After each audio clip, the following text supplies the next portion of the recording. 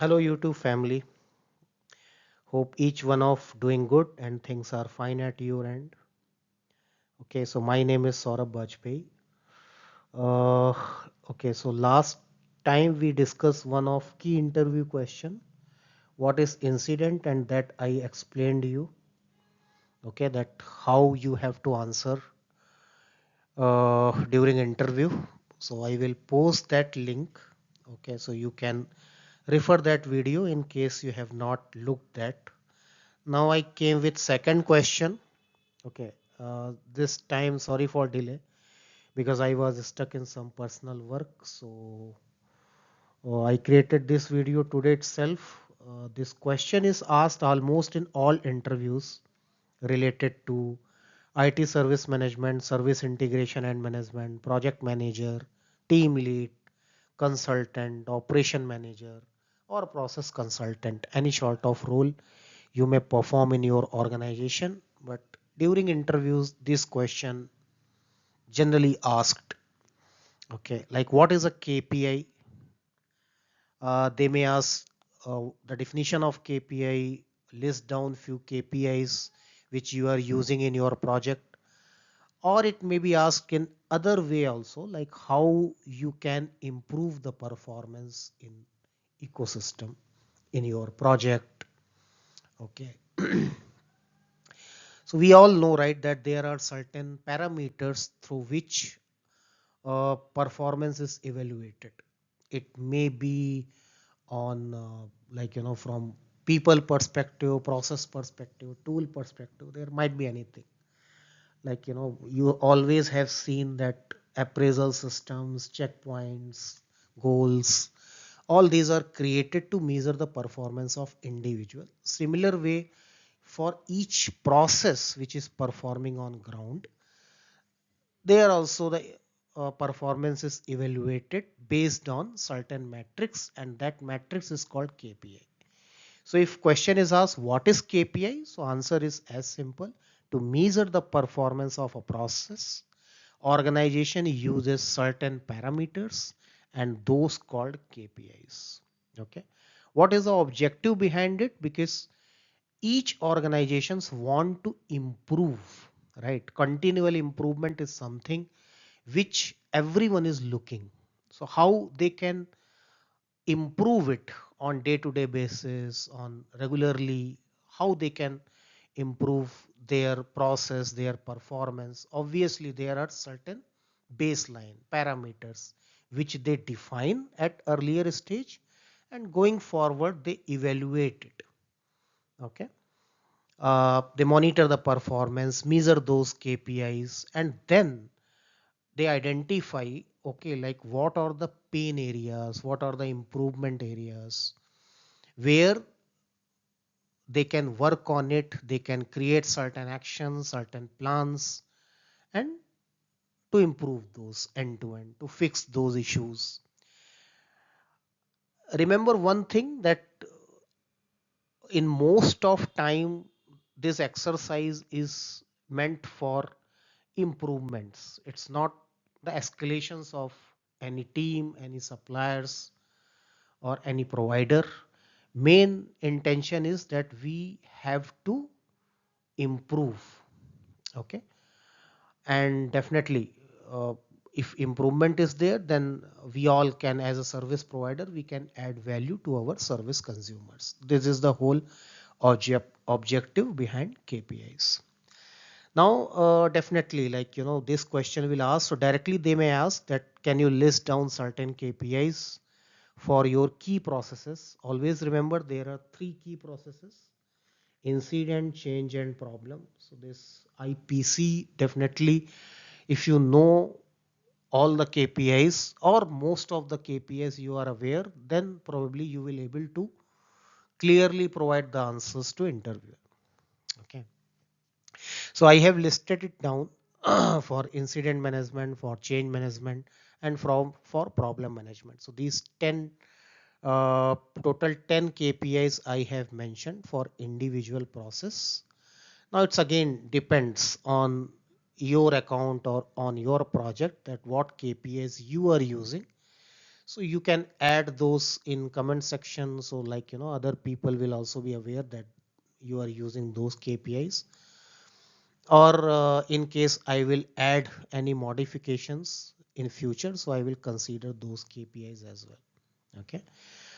First KPI from incident management perspective is percent decrease in number of incidents across the supplier. So see, here I am considering both from the IT service management perspective and from the service integration and management perspective as well. So uh, those who don't understand the concept of service integration and management, so that I will create a small video on that and I will explain you. But if you understand IT service management, okay, or let's say if you have heard about the concept of supplier management, then just understand that service integration and management is more effective in an environment where services are outsourced from multiple service providers. This is the basic difference between uh, service integration management and an organization where it's there is only a customer organization and then a one organization which is delivering the services to that customer. So they are simple ITSM you can use, but when multiple suppliers are there, then service integration and management as a capability you can use there to improve the performance on ground. This is the basic difference. So first KPI is talking about how you are actually decreasing the incident. The expectation is that month by month incident is getting decreased. Okay, then only you can show that okay, we are performing good on ground because there is a reduction in the incident. But in case there might be a certain period where incident got increased, then we can investigate further that what is the reason. Is it's because of any critical activity performed which went wrong, or might be some issues some authentication issues or something happened, because of that there was a increment in a number of incidents over the period. So this is actually for looking that investigation perspective. It's a very good parameter which you need to monitor it. Second is decrease in hop count over the period. Okay, so it's very important. Hop count is your transfer, like when the ticket is moving from one supplier to another supplier. So if by looking the trend, if you are seeing that those hop counts are getting reduced now, means process is stable. Means your service desk, who is the one like initial staff, initial line of investigation, the team is actually working good on ground because not so many hops are there. Okay, so this way you can show a trend and then again you can do the investigation. If hop count is getting increased, means the people, either your CMDB is not correct or the tickets are routing to the different teams and no one is taking the ownership. So then SAM will come into the picture and they will take the accountability to improve the processes. Third point is that we always need to measure the resolution time. So this is called MTTR actually. Those who have worked as an incident manager, they know this is MTTR. So the objective is that overall resolution time of the incident, it should get decreased. Okay, then only we will or customer organization will see that yes, process is working good on ground. Okay, what all the actions you are taking to improve the resolution time. Okay, either you are giving trainings to your suppliers or you are managing queue management very well on the ground. Okay, your collaboration tools and mechanisms are working fine. So these are few parameters which you can use to improve your resolution time. The next is increase in tickets resolved by the KB articles. Okay, so month by month you always expected to see that the tickets are resolved through the KB articles. Means our knowledge management process function is performing very well. So they are creating those knowledge articles which are, by looking the knowledge articles only, customer, himself is able to resolve the tickets, or service desk is like referring that knowledge article and able to resolve the tickets directly rather than following the escalation process. Uh, Next is increase in tickets resolved by the first line of staff, which I already covered. So if this is your FCR rate, it checks that how many tickets are resolved by first line of staff itself. There might be a ecosystem where, let's say, that network group is there. Within network group there are three uh, escalations level they have formed: L1 group, L2 group and L3 group. So now the network group itself can see that how many tickets are resolved by L1 team members. Okay, so if there is an increase, like they are taking the accountability to resolving those tickets end to end. So now L3 people, they can more focus on their let's say continual improvement activities, architecture, or other core technical things, like they can pick on, because now they have remaining bandwidth, because L1 people are able to resolve those tickets end to end. So now they have bandwidth that they can focus on other core related activities. So this is again a very good parameter, right? Next is decrease in orphan tickets over the period. So orphan tickets means no one is taking the ownership of that ticket. Okay, so there might be a chances that, that either this categorization or subcategorization is not automated, your CMDB is not correct, or there is no proper I will say contact details is available with the SIAM team or with the service desk staff, so the tickets are remaining orphan. So these are this is also one parameter where SIAM or ITSM needs to focus on it. Then next parameter is decrease in aging tickets over the period of time. So it's like few organizations, they use a bucket. Let's say they want to evaluate those tickets which where aging is, let's say, 10 days, aging greater than 30 days, or aging greater than 60 days. That bucket they used to create, and then they regularly monitor it, that what is the reason. It might be that because of change implementation it is pending, because of vendor action it is pending. Okay, so such updates must be there on those tickets. Okay, that what is the reason why it is pending. Then you can look those tickets where SLA is already breached because of, and then a reason also needs to be investigated, that what is the reason why those SLAs got breached.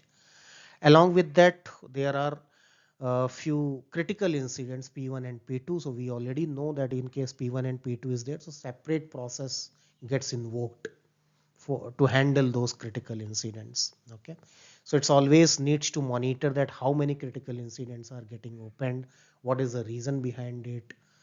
Okay, and how we can make our environment or our infrastructure stable, so we face less critical incidents in upcoming future. Okay, next is how many incidents where SLA and OLA is breached. So OLA is generally, you can think of from the supplier perspective. Let's say that one ticket is routing between different suppliers. Okay, so then you can think of that how many suppliers they have not taken the action on time, so their OLA is breached, and because of OLA breach, end-to-end SLA is breached itself.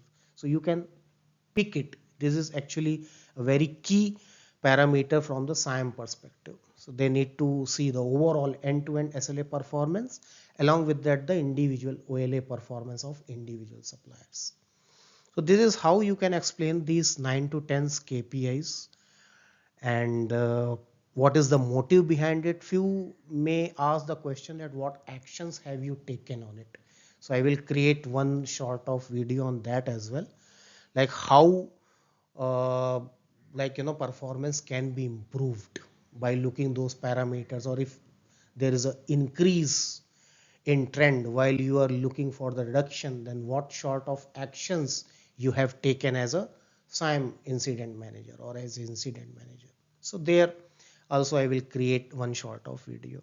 Okay, Next is change management KPIs. So change management expectation is that always there should be a reduction in emergency changes. Okay, if too many emergency changes are getting raised in an ecosystem, means there is a issue.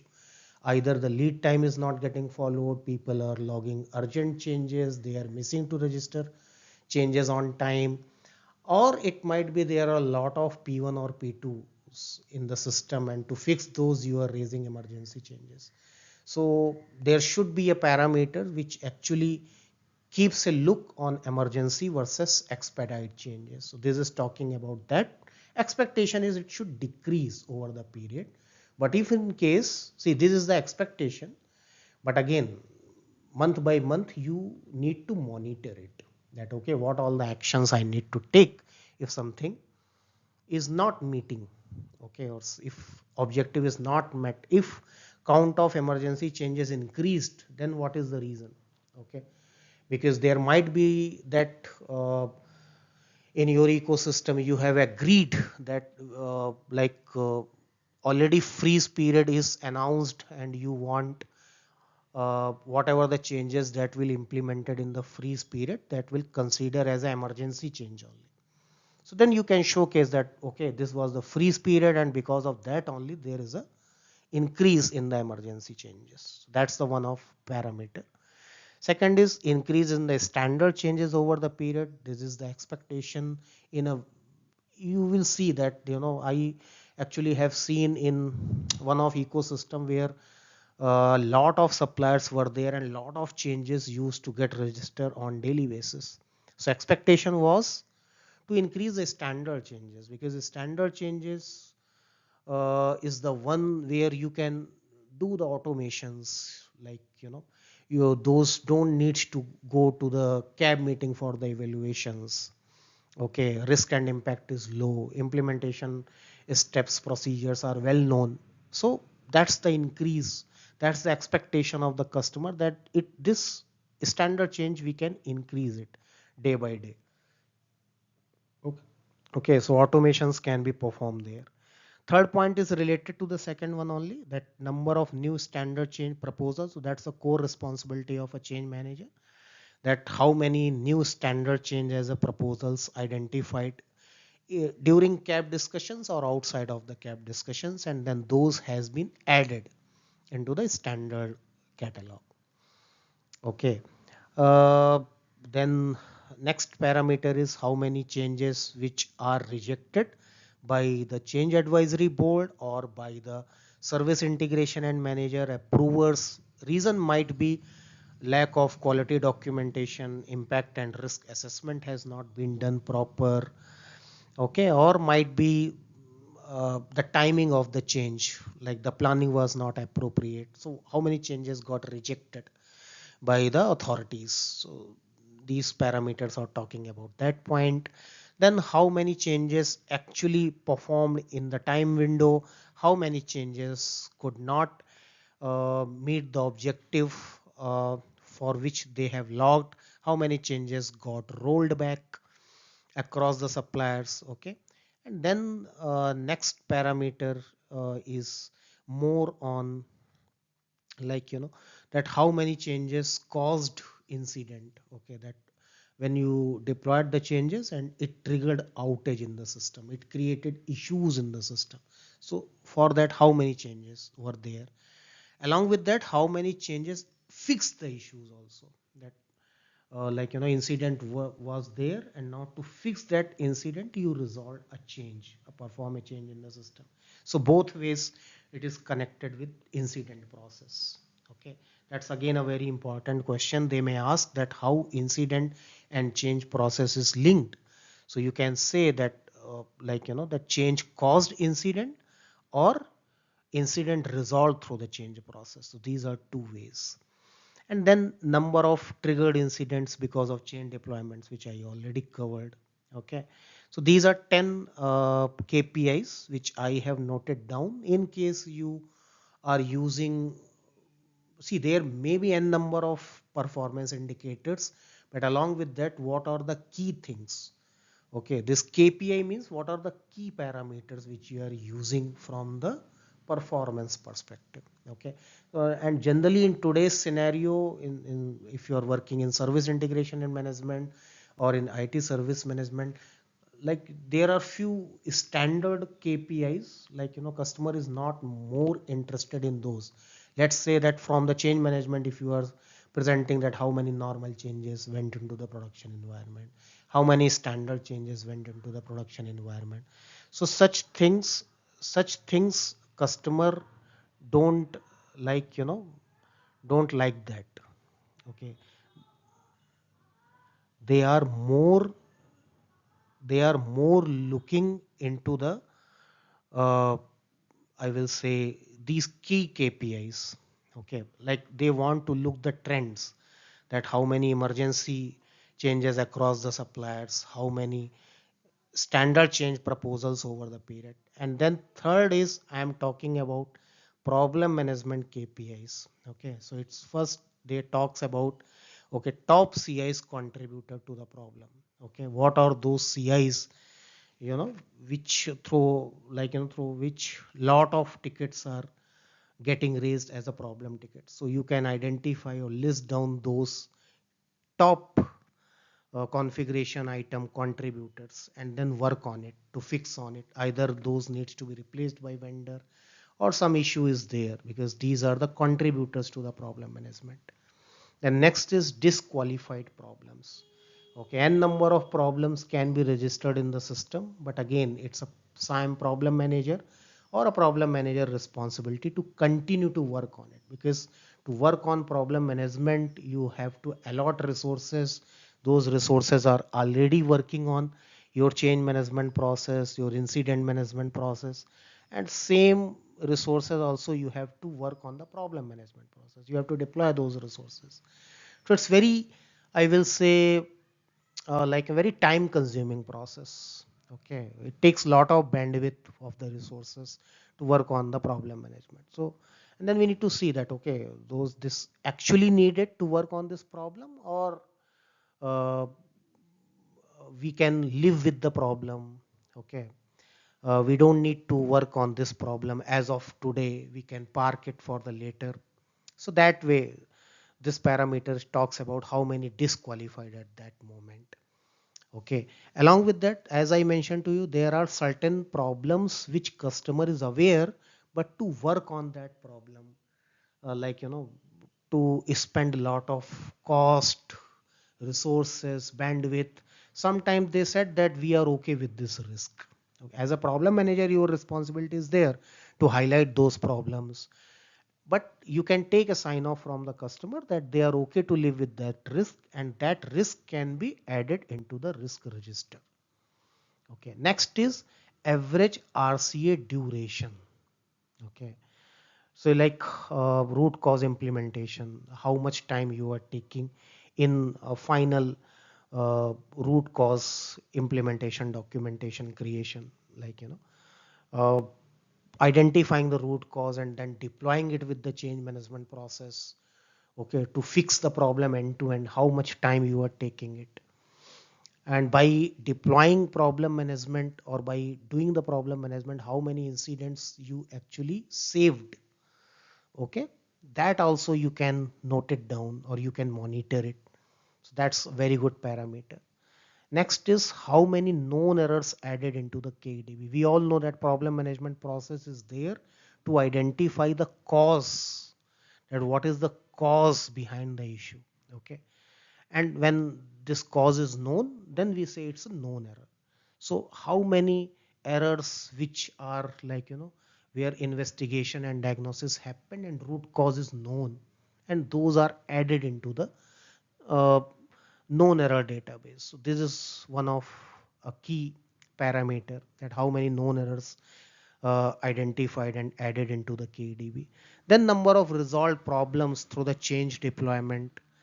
Okay, that how many problems where the solution has been deployed through the change management process or by implementing changes, how many problems you have resolved, how many defects you have created because of change deployment. Change management is very key process. Like by performing the change, you can fix the issues, but by performing the change, you may have certain more issues which today you don't know, but tomorrow it may trigger. Okay, so such parameters you can be monitored. So it's mainly like IPC, they needs to work in coordination, incident, problem and change. Generally they all, these three process are closely coordinated. Okay, so if they are working in collaboration, then you all can work on these parameters. Number of problems identified post infrastructure audits, this is more talking about from the proactive problem management perspective. Okay, that are you doing any infrastructure audits, okay, network audits, and where you are seeing that some issues are there in the system, some critical CIs are not performing as they should.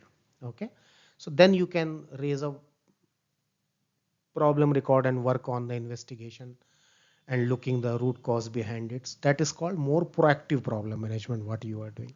Then next parameter is similar way as in incident I have talked about aging tickets, similar way it is for the problem tickets.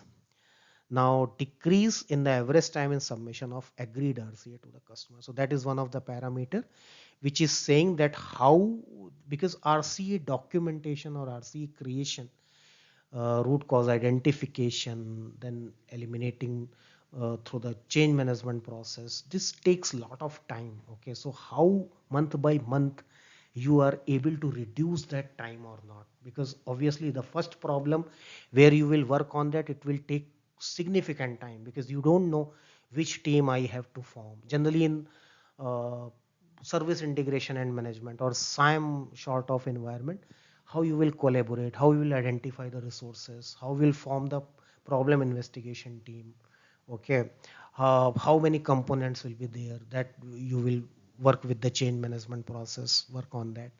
Okay, so first it will take time and then gradually you will reduce that time. So this is only the motive, that how you are able to reduce that time end to end for the root cause closure. Okay, so these total 30 KPIs which I have mentioned here, and these 10 KPIs for each process, and you can go through that. Even you can check in the Google also, or might be in your account also, like how these are gets evaluated. Because question, it just not that what are those KPIs, but they may ask that how you actually calculate those. Along with that, what actions have you taken to improve the performance. Simply they can ask few questions in between, that let's say if you are seeing that there is an increase in the emergency changes from last 3 months, so what actions you have performed as a change manager to reduce that, to improve that. Okay, you are seeing that a lot of tickets where SLA is breaching in the supplier management system. Okay, so to improve the SLA, what actions have you taken as a SIAM incident manager? So certain questions they may ask also, so you have to prepare accordingly, but this will give you like holistic view. So my suggestion is read one by one each parameter, understand it, try to calculate that, and then think of that what actions you will perform if that parameter is not, if like is not meeting the expectation, if the trend is going high while expectation is trend should low, then what actions you should take. Okay, so yeah, that's it. Thank you so much for this. And next I will post one more interview question, and then accordingly I will get back to you. Thank you so much. Thanks for your time.